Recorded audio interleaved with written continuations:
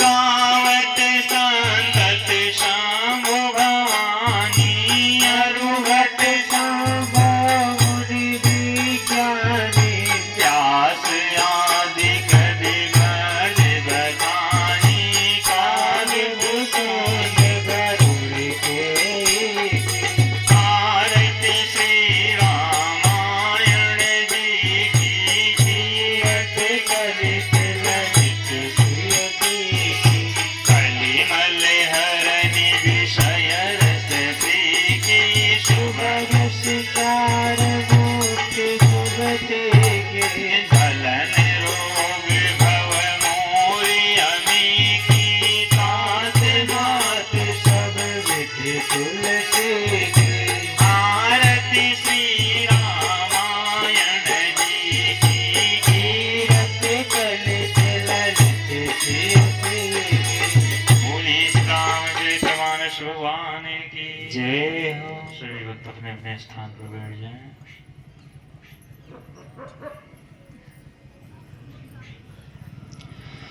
ओम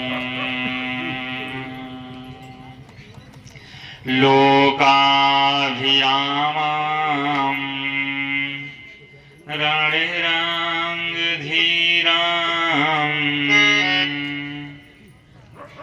राजीवनेत्रं रघुवंशनाथम्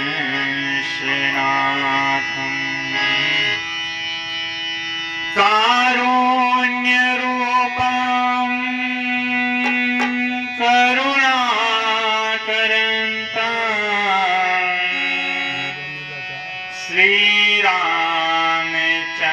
श्रीरामचन्द्रं शरणं प्रपद्ये मनोजवं मारुततुल्यवेगं जितेन्द्रियं बुद्धिमतां वरिष्ठम् वातात्वजमेवानयोथमुख्यं श्रीरामदूतं शरणं प्रपद्ये कर्पूरगौरं करुणावतारं संसारसारं भुजगेन्द्रहारं सदा वसन्तं हृदयारविन्दे